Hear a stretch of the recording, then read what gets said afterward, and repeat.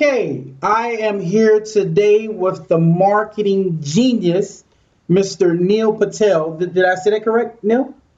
You did. Okay. Thanks for having Oh, well, thanks for coming. I'm actually honored because at first I was like, there's no way this guy's going to come talk to a little guy like me. So I'm glad and I'm honored to be in your presence, even though we're, not in front of each other. We're on the computer here.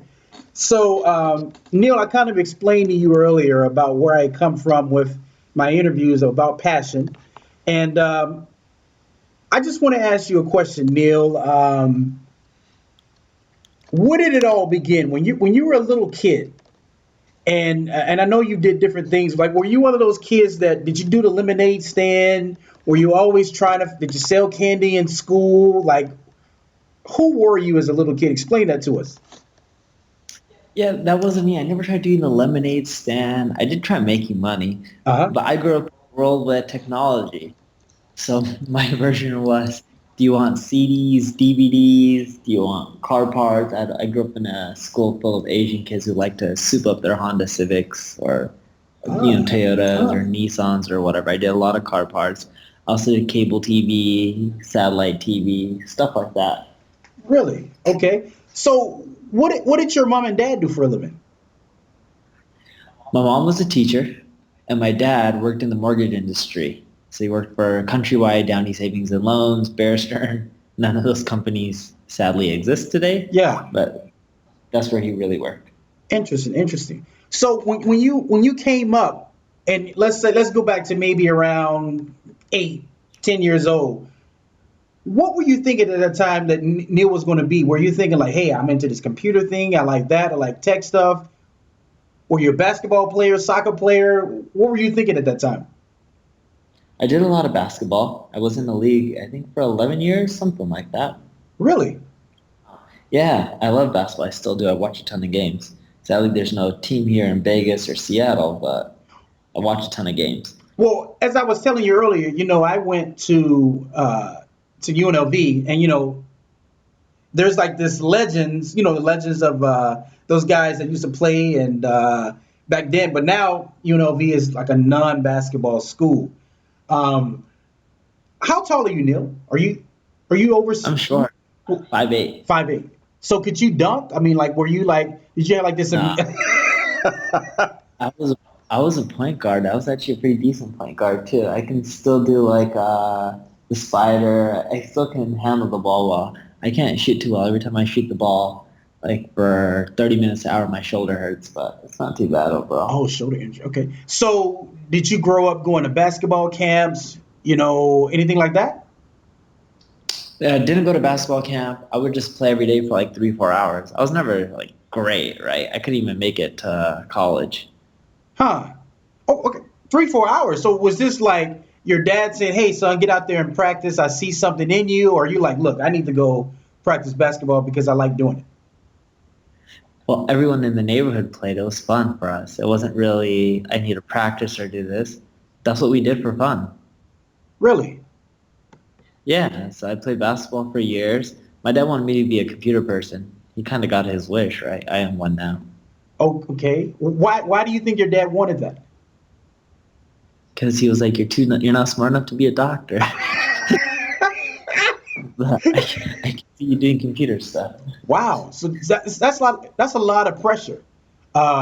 Okay. So did you grew up with brothers and sisters? I had a sister. She was supposed to be an optometrist. She did really well in school. She decided not to. She married my business partner. So she was going to go to school for that, but she decided not to. She did go to school for it. She was pre-med. She graduated. She was going to go to med school. She had great grades, great scores. She was really smart.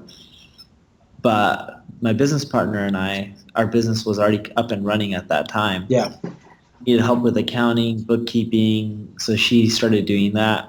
Now she actually runs all of customer success, so support, and she manages a lot of the engineers who are crazy. She's a hard worker. I remember she was giving birth a few years ago, and a few hours before birth, she had her laptop on her belly Oh. doing some emails.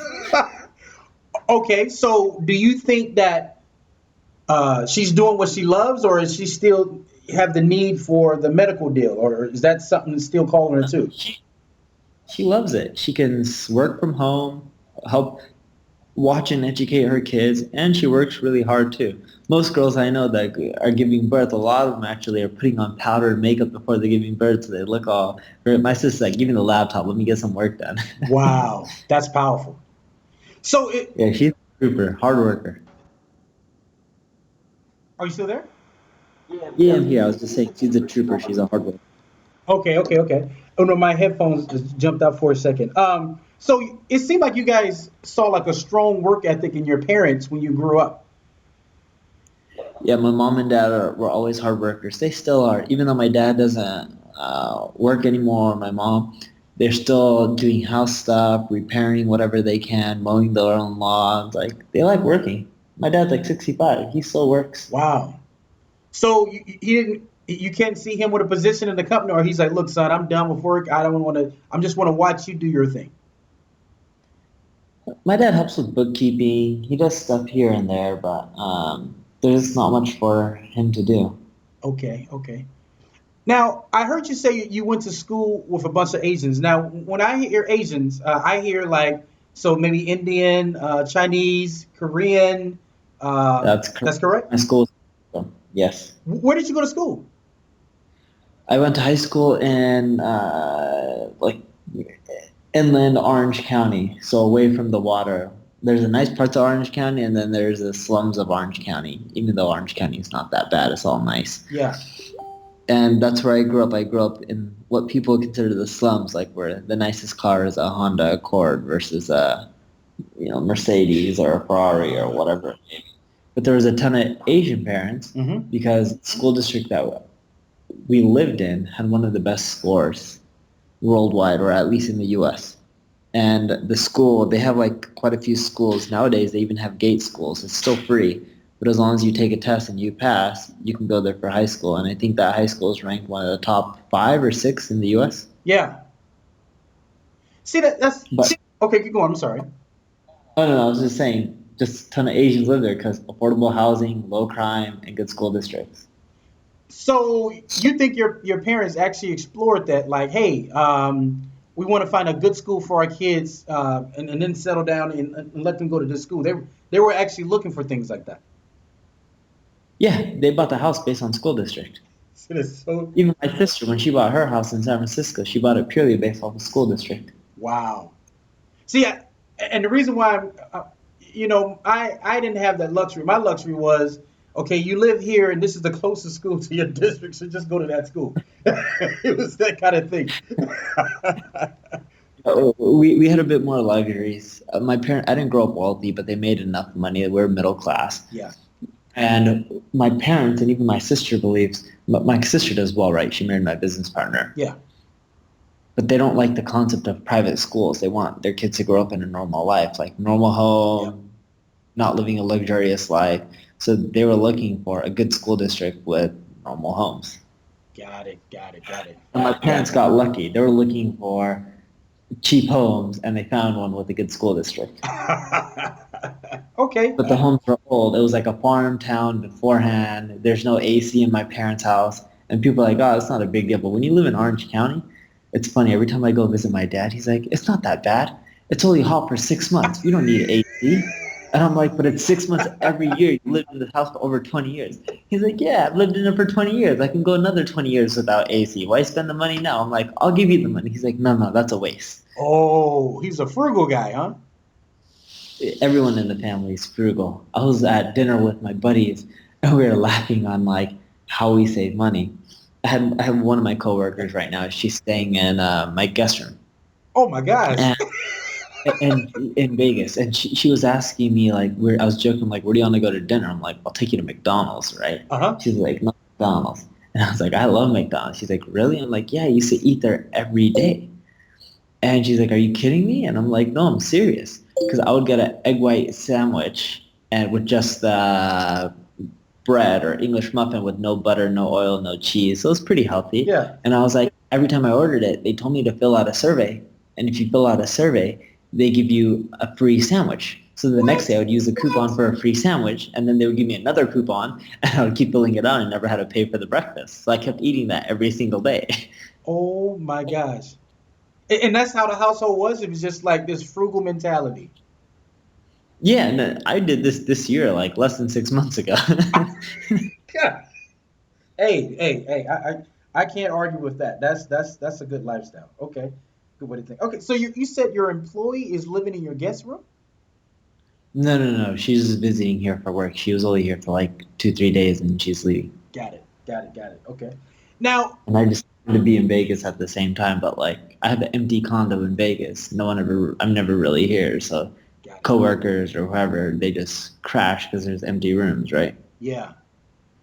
Okay. So let's continue on a little bit. So you're going. There was a time I read in your bio that you had a I think it was a cousin that sold CDs or something like that. Was he like burn those CDs and then like an artist would come out, he'll burn the CDs and then he'll sell them? Is that what he was doing? Yeah, I, it's not good, but I did that too. It's not a good thing. no. There's a place in California called the Alley, downtown LA, and I would go down there when I would visit, and I would see this place and be like, hey, come get your CDs, and it was selling for $5-10. But you were trying to find something at that time. You wanted to make some extra money. Would you say? I was trying to make some extra money, and that's what people demanded. So I provided them with the solution. Okay. Now I see that your hobbies like you read psychology books and you're this master marketer. Um, What do you think that came from? Was your dad this type of thinker? Was your mom this type of thinker, or did it just the lightning? All the stars aligned and it just hit you. E- Well, my mom was a business person. She was really aggressive. My dad was book smart. My mom's book smart as well. Yeah. But my mom was a business person. She's a hustler. She's aggressive. My dad's a more conservative type. I learned from both of them. I got my entrepreneur spirit from my mom. I Hmm. got my logic from my dad. And it just ended up working out. And I was just really hungry for money. I don't know why. I just was. And that's why I got into the business world. Looking back on it, starting a business due to the fact that I wanted to make money is a bad reason. But things worked out. I eventually found my passion by just trying a lot of different things. I landed on marketing. I kind of decent at it and kept pushing forward. Okay. So Neil, you wake up one day and you're like, look, I want to get into marketing. Did you see someone else that was doing good in it? Did you read a book? Did you pass by a billboard that said marketing? How? Tell me about that first day you thought, I want to be a marketer. It wasn't even that. I had a website and I didn't know how to drive traffic to my own site. I didn't have much money to pay people, so I had to learn how to do it myself. I was pretty good at it. I eventually got rankings on Google and started driving traffic, and I was like, I can do this marketing thing. Let me just do more of it for my own sites. Uh-huh. And I still couldn't figure out how to make money. I was just driving more traffic, but I'm like, I thought you get visitors to the site, you start making money. Yeah. But getting visitors to the site, and I was making no money. And I was like, screw this. I'm just going to go to college, get a degree, and go get a job at Microsoft. That was my dream as a kid. That's what I thought I was going to do. Or either that or I was going to be like an Oracle financial consultant. It was one or the other. Okay. And as a kid, I remember even looking up like homes in like Redmond, Washington, where Microsoft was. I'm like, oh yeah, I'll live there with all the Microsoft people. I'll get along with them. Yeah. I, So I did that for a while. I tried going back to school, and one of my classes was Speech 101. I gave a speech on how the internet worked. Some dude in there was like, my company that I work for is looking to hire someone like you. You interested in being a consultant? They were paying me like $3,000 to $5,000 a month for 10 to like 15 hours a month worth of work. I was like, wow. good deal. 16 years old. Why not? 16. Yeah, I was 16. I was going to college classes that night. Holy crap. And I was like, this is good money. This is a lot of money. Little did I know I was making them $25 million in revenue through the marketing stuff I was doing. Hmm. The owner's son had an ad agency. He hooked me up with Blue Cross, Countrywide, who no longer exists, and a few other companies. I was like 16 years old and I started making $20,000 a month. I was like, oh, this is good. I was like, Holy I'm making crap. money. Okay. I like to keep it real, Neil. take me inside the Indian American home, and I know every home is different. Is because Yeah. I see from that group, I see people who are really educated. They go far as academia. When you coming home and you're doing work, are they like, son, homework? Don't touch the games. Don't go outside. Do homework first. Like, are they strict inside the house? I was always a good kid. I never got in trouble. I always did my homework and I got good grades in school. My parents never had to tell my sister or I to do our homework or any of that. We were just like if we had a test, we studied on our own. Wow. We didn't really like our parents never told us, you gotta do your homework. We just did it. The only thing our parents told us as a little kid was always hang around with the smart kids. They don't Ah. kids as our friends. So all my friends were smart. And when your friends are smart and they get good grades, you don't want to be the one with bad grades. So we all naturally just study because we're book nerds. I'm a nerd. You get along with people who are like you too. I never hung around with the jocks. I have a lot of jock friends now. Yeah. They always want to learn business from me. But as a kid, I never hung around with the jocks. I hung out with the nerds because that's what I had good conversations with. Yesterday, like for example, yesterday I was at dinner Hmm. with two colleagues, well, not work colleagues, but like business colleagues, and one of my employees. Yeah. She's just like, they're nice people. I'm like, yeah, they're nerds. We get along. And we're just like laughing. And she's just like, yeah, they're humble. I'm like, yeah, they are humble too. No, they're just like doing their work, creating a good product or service, making money, and then doing whatever makes them happy with money. For them, it's usually donating it or helping other people out. Yeah. Now, Neil, I'm gonna ask you a question. It's kind of psychology, I guess. Um, I hid my inner nerd in school because where I went to school, if you were a nerd and they found out about it, it wasn't too good. So I always agree that nerds should be the most popular people in school because that's what you're there for. Um, No, no, nerds are never the most popular people in school. They're the losers no, in they school. should be though. But yeah, you're right. They are the losers because when you say nerd and you talk to your friends, I would probably assume that you probably didn't have many women in your life in high school. No, of course not. To be honest, I didn't have many women until I started making a lot of money, and I was like, ah, for the wrong reasons, but that's the reality. Once I started doing well in business, they came by the block, and it's funny. The pretty ones came by the block because it's like they're just like, oh, if I, and it's funny. A lot of these girls always tell me when they were younger, or even now, or even if they are somewhat young, they love dating the jocks. Yeah. They love marrying people like me because I can provide stability. They're like, you're a nice guy. I'm like, well, of course I'm nice. What else do I have to be mean about? I'm like that stuff. But they're just like, oh, this is chill. And I'm like, yeah. They're like, it doesn't come easy though. I work my butt off for it, and I don't really show off either. No one really knows I have money. The problem is when they Google me or something, I get screwed. Okay, so Neil, now you're this successful guy. So is it like when you walk into one of those Vegas nightclubs, you walk in, your Ferrari's outside, so no one knew what you drove there, and you walk I don't in. even have, What's that? I don't even have a car. But continue. Oh, I'm just painting the picture here. Yeah, Paint the picture. and you're walking in. Do you walk in and then like the music stops and the women are just coming to you, or do you? Oh no no no no No, it no. doesn't work. So I have a few buddies who are jocks, Yeah. and it was actually quite funny. I don't really do much club stuff. When I used to do club stuff, I have one of this two buddies, Cameron and Boomer, and they were like NFL players. Cameron from the Carolina Panthers. No, no, no. These guys are retired. They're older. Oh, okay, gotcha. Keep going. So these are NFL players, and I remember they would usually bring all the girls, you know, by the boatload.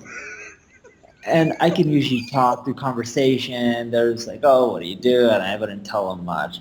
But eventually, it was funny. Cameron and Boomer would always whisper something in their ears. Eventually, I figured out they're like, "He's rich," or "He does this," or like, "He has a word from President Obama." I'm like, "Oh, no wonder you guys made it easy," Yeah. because I never figured out what they were saying to the girls in the first place, right? Okay. But no, it's still hard if I go into a club. The only time it's really easy is like social circles. Like if I'm hanging out with friends and they have their friends there, then I don't have to do really any work to meet people. So it sounds like you're like Superman or Kryptonite. When you're in a club and no one knows you, you're powerless. But in a social situation, when someone whispers and they found out about you, then you're like the man. Yeah, but then I'm also meeting people on the wrong pretense. True. So that's the hardest part. So it's hard for you to be with a lady, a real one. Yeah, but you meet them every once in a while. Like you meet them randomly. Like I met someone on the plane the other day, I think 2 weeks ago, that I started talking to, I've been on a few dates with. She was a lawyer, right? It's not hard for me to meet normal people as well. Gotcha. Gotcha. Okay. Now, Neil, when I found out about you, a buddy of mine sent me an article about this experiment you did with clothing.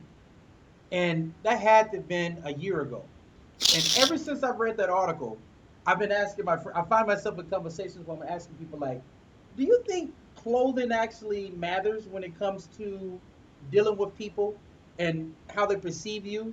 And then I watch their answer. And then if they say, no, nah, it doesn't make a difference, then I send them your article. So from your mouth, do you find yourself dressing up now? What did you take from that experiment? Yeah, but on the flip side too is I don't have to dress up as much because I built a name for myself That's true. in the marketing and entrepreneurship world. So for me, it's a bit biased. But if someone is starting off, yes, dressing nicer does help them out. It's just like when I walk into a networking event, no one knows who I am. If I'm dressed nice, more people naturally approach me and want to work with me. It does impact. People judge people. It's just like when you look at someone, stereotypes, right? That's the sad part about this world. There's a ton of stereotypes. You look at someone who's really big, but you're like, oh, they're probably a jock. They can't be smart, Mm, but you assume they're a jock. You look at someone pretty, you're like, oh, she's really pretty. She probably doesn't have to work hard. She's not that smart. Or you look at someone who's really smart, you're like, oh, that person's a nerd, right? Like that's what people assume just because you look like one or you're smart. Everyone fits in these stereotypes, right? That people place them at least in these stereotypes. It doesn't necessarily mean that they're true. Well, another stereotype is if someone's dressed well, people assume that they're successful. I don't know why. It's just the reality of it. really. So for a person starting from the bottom and trying to make it, would your advice be to them invest in suits? If they're a male or a female, invest in business attire. I would recommend that, but I first would say invest in yourself and education. See, education's priceless. After you do all the other stuff like education and you fine tune your knowledge or your skill set, then from there you can go focus on investing in clothes or whatever it may be. But first, focus on education. I do think that's the most valuable thing in this world when it comes to learning or business or growth is really knowledge. Knowledge. So you would say become a expert in your one area. Like you're in marketing. Yes. So what was your path to becoming an expert? Were you like reading Seth Godin? I mean, what were you doing? No, I just practiced it a lot and learned it a lot. This really is. It just came down to practice and time and effort. But that's what happens is if you learn more, you'll get smarter and better at things. That's why I did well overall in my career. When I came home from school, my parents would give me more homework. My dad and mom Wow. would be like, here's this book, do it. Summer came around, they would make up their own homework and I'd have to do stuff every single day for an hour or 2 hours. I hated it, but that's how I learned more. My sister, her kids come home from school. One of them's 5 years old. They don't really get homework from school. My sister gives them an hour or 2 hours worth of homework every single day. Really? That's why we all did well in our lives. Yeah, we keep educating. We really push that down people's throats, like in our family. Education to us is priceless. Wow. Your parents should be in charge of the school system in America. That's a good thing. Okay. Okay. Cool. Um. So walk us through what is a normal day for Neil? Like, what time do you wake up? Do you meditate? Do you eat the same thing every day? Do you drink scotch before 12? Like, what is a normal day for Neil? I probably wake up around 6, 5 at the earliest, 7 if there's something wrong. Huh? What do you mean? I check emails, get ready. I usually drink a green juice full of vegetables in the morning, no sugar or anything, just nasty vegetables. Yep. I eat breakfast. I keep working, meetings. Around 1:30, 1 to 1:30, I do boxing every day. That's my daily workout. And then I keep working, maybe meetings throughout the day, more work. I usually finish up around 10 p.m. at night. Okay, now do you drink the green juice because you think that if you put food in your system, it'll start digesting and you lose energy? Oh, no, no, I just drink the green drink because it's a good source of vegetables and I should be eating more of them. Ah, I believe in leading a healthy life. If you're healthy and you take care of your body, you're going to do better in work, you're going to live longer, you're going to be happier. okay. Now you box, so you at Mayweather's gym out there in Vegas? No, I don't train with Roger. But I do, I box locally. There's another guy who's a professional boxer, used to be, who trains me. Okay, you pretty good at it? I've been boxing for a long time. I'm decent. Cool, cool, cool. What are you reading right now? Do you read daily? I read my emails. Oh, I don't have much time to read books. okay. Now, I notice Einstein had that same concept. Why are you not into reading books? Do you think it may change your way of thinking or something, or what do you mean? No, I just don't have the time right now. Ah, okay. Um, do you love marketing? Do I love marketing? I do. I don't know why, but it's like cocaine for me. I've never tried cocaine, but I always tell people my version of cocaine is marketing. Okay. So when I say to you, a person in life should follow their passion, what does that mean? Do you think that's true, or do you think that's a bunch of just crap? No, I agree with you. A person should do whatever makes them happy, assuming you're not breaking the law or doing anything unethical. Yeah. So would you say that your love for marketing made you somewhat of a master because you actually wanted to know more about it when you opened the door to marketing, and your love for it keeps you practicing and keeps you doing it many hours in a day? Can you repeat again? Okay, so like my philosophy with a passion is this: the reason why it's so important is because when you love something, you become obsessed about it, and Yes, and you do it more, you don't get burned out, and you keep going, and you always want to learn more and be the best. yes, That's why I believe in doing what you're passionate about, because if you don't, you're more likely to quit and give up, and you're going to be like, my life sucks, I hate what I'm doing. Well, it's like, you're in control. There's a really good philosopher by the name of Alan Watts, hmm, and he has a good video, I think it's called like, let me look it up. I think it's called What If Money Were No Object. Let's see. Meet the Yahoo Mail app. Yeah, it's What If Money Was No Object. wow, That's the title. I was like, I just pulled it up on YouTube and the commercial started playing. But yeah, that's what it's called. okay, all right. So I'm gonna end this here pretty soon because I know you're a busy guy. Um, here's my here's a question I have for you. For someone out there who's trying to find their way, who's struggling, who's did many different things, and they just seem to can't find that one thing that makes them just tick, what would your advice be to that person? Keep trying different things until you find it. Don't be afraid to jump to Process of different things. elimination. Is that what you're saying? Yeah, process of elimination. You keep testing the waters. Eventually, you'll find what you like and what you're passionate about. Okay, okay, got it, got it, got it. Well, Mr. Neil, I just hang tight after we get done here, but I want to thank you today for coming out and taking time out of your day to help us. It really means a lot to me, and hopefully we'll talk sometime in the future. Sounds good. Okay.